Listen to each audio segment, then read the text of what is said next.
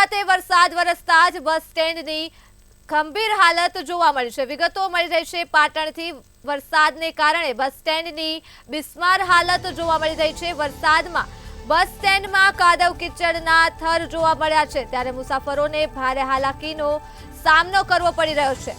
આ સાથે જ તંત્ર દ્વારા કોઈ પણ કાર્યવાહી નહીં કરાતા લોકોમાં ભારે રોષ જોવા મળી રહ્યો છે। પાટણથી આ વિગતો મળી રહી છે। વરસાદને કારણે બસ સ્ટેન્ડની બિસ્માર હાલત જોવા મળી છે। બસ સ્ટેન્ડમાં કાદવ કીચડના થર જોવા મળ્યા છે, તો કાદવ કીચડના કારણે મુસાફરોને ભારે હાલાકીનો સામનો કરવો પડી રહ્યો છે અને બસને કીચડમાંથી પસાર થવું પડ્યું છે। ત્યારે તંત્ર દ્વારા કોઈ પણ પ્રકારની કાર્યવાહી કરવામાં આવી નથી અને લોકોમાં ભારે રોષ જોવા મળી રહ્યો છે।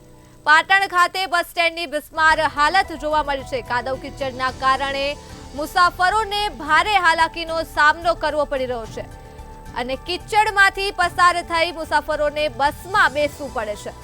તો આ સાથે જ તંત્ર દ્વારા કોઈ પણ પ્રકારની કાર્યવાહી કરવામાં આવી નથી। તો આ મુદ્દે જ આપણી સાથે સંવાદદાતા પ્રવીણ દરજી જોડાઈ ચૂક્યા છે।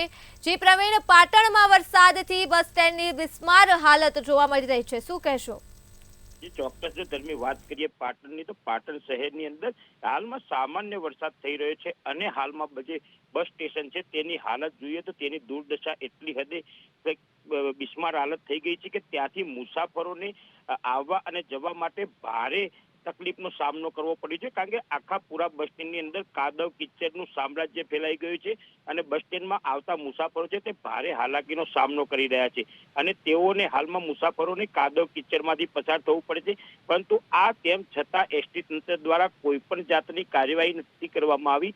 અને જો કે આ વાત કરીએ તો આ પાટણના જે બસ સ્ટેન્ડ છે, બસ સ્ટેન્ડની, તો દર વર્ષે વરસાદ થાય છે, દર વર્ષે આ જ પરિસ્થિતિ થાય છે, પરંતુ તેનું કોઈ જાતનું નિરાકરણ આજે પણ કરવામાં નથી આવ્યું। તેને લઈને હાલમાં જે મુસાફરો છે તે ભારે આક્રોશ કરી રહ્યા છે। જી, તમામ વિગતો બદલ આભાર। તો પાટણમાં વરસાદથી બસ સ્ટેન્ડની બિસ્માર હાલત જોવા મળી છે।